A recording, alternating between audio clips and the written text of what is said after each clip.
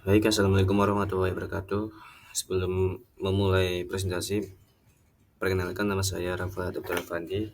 NIM saya 2024 1336020. Lanjut ke soal yang pertama, PES analisis pada industri kendaraan listrik. Yang kedua, inflation, definition and its effect on micro and macro economy. Yang ketiga, pengangguran dan tingkat ekonomi. Dan yang terakhir, kebijakan meningkatkan GDP melalui berusaha.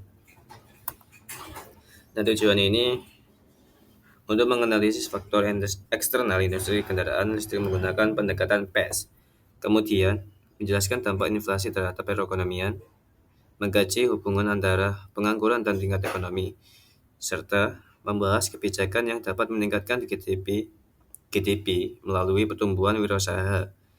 Dan yang terakhir, saling berkaitan dalam memahami dinamika ekonomi dan industri secara menyeluruh. Analisis PES pada industri kendaraan listrik.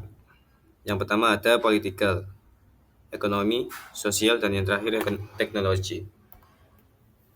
Analisis PES yang pertama, political, yaitu dari sisi politik, industri kendaraan listrik di Indonesia didukung oleh regulasi pemerintah yang mendorong penggunaan kendaraan ramah lingkungan. Pemerintah memberikan insentif pajak untuk kendaraan listrik, menetapkan kebijakan pengurangan emisi karbon, serta mendukung pengembangan industri baterai nasional sebagai bagian dari strategi hilirisasi. Sementara dari sisi ekonomi, harga kendaraan listrik yang relatif tinggi masih menjadi tantangan utama. Oleh karena itu, pemerintah pasar sangat dipengaruhi oleh insentif ekonomi dan daya beli masyarakat. Namun, di sisi lain, industri kendaraan listrik memiliki potensi investasi yang besar karena sejalan dengan tren global transisi energi. Analisis pada sosial. Dari aspek sosial, meningkatkan kesadaran masyarakat terhadap isu lingkungan, mendorong perubahan gaya hidup ke arah penggunaan produk yang lebih ramah lingkungan. Kendaraan listrik juga dipersepsikan sebagai simbol teknologi modern, khususnya di kalangan generasi muda yang lebih terbuka terhadap inovasi dan perubahan. Dari aspek teknologi, perkembangan teknologi baterai menjadi faktor kunci dalam industri kendaraan listrik. Selain itu, ketersediaan infrastruktur pengisian daya atau SPKLU, peningkatan efisiensi energi kendaraan, serta inovasi dalam industri otomotif sangat menentukan tingkat adopsi kendaraan listrik di masyarakat.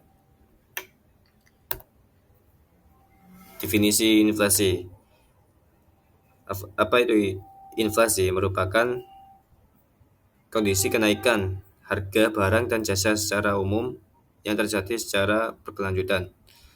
Nah, inflasi ini menyebabkan nilai uang menurun, sehingga daya beli masyarakat menjadi lebih rendah. Oleh karena itu, inflasi menjadi salah satu indikator penting dalam menilai stabilitas perekonomian suatu negara. Dampak inflasi terhadap ekonomi makro dan mikro. Ekonomi mikro. Pada tingkat ekonomi mikro, inflasi berdampak langsung terhadap konsumen dan pelaku usaha. Kenaikan harga menyebabkan daya beli konsumen menurun. Bagi produsen, inflasi meningkatkan biaya produksi, sehingga keuntungan usaha menjadi tertekan. Kondisi ini sangat berisiko bagi UMKM yang memiliki keterbatasan modal dan efisiensi produksi. Sedangkan ekonomi mikro terhadap ekonomi mikro. Pada tingkat ekonomi makro, inflasi yang tinggi dapat memperlambat pertumbuhan ekonomi dan menurunkan minat investasi. Ketidakpastian ekonomi meningkatkan karena pelaku usaha sulit memprediksi biaya dan keuntungan di masa depan.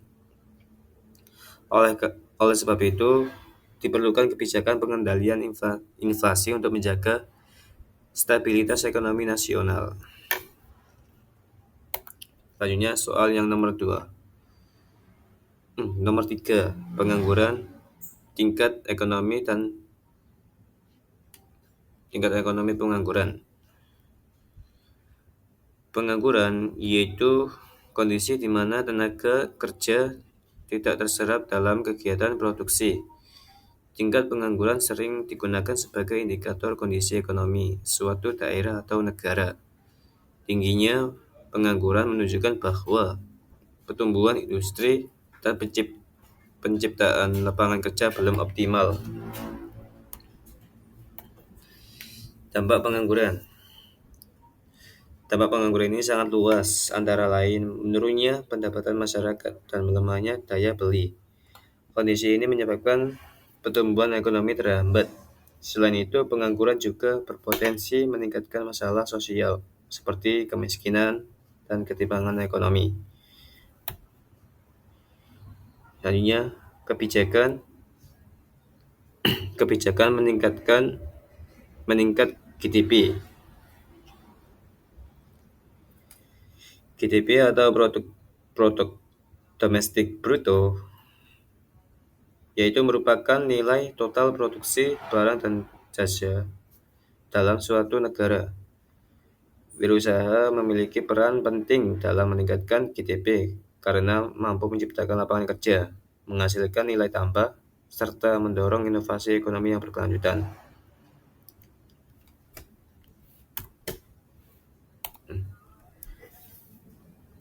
Untuk meningkatkan GDP melalui wirausaha, pemerintah dapat menerapkan berbagai kebijakan seperti memperluas akses permodalan bagi UMKM, menyediakan pelatihan kewirausahaan, menyederhanakan proses perizinan usaha, serta mendukung inkubator bisnis agar usaha baru dapat tumbuh secara berkelanjutan.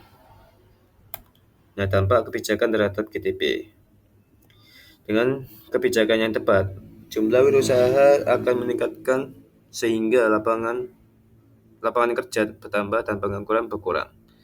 Produksi nasional juga akan meningkatkan, yang pada akhirnya mendorong pertumbuhan GDP secara berkelanjutan dan memperkuat perekonomian nasional.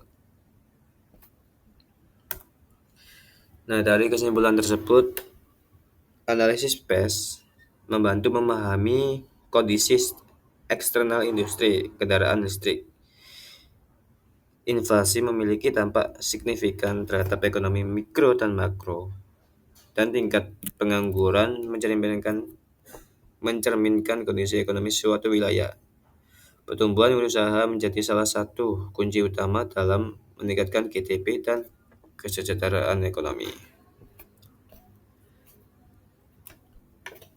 Baik, dari presentasi saya, kurang lebihnya mohon maaf.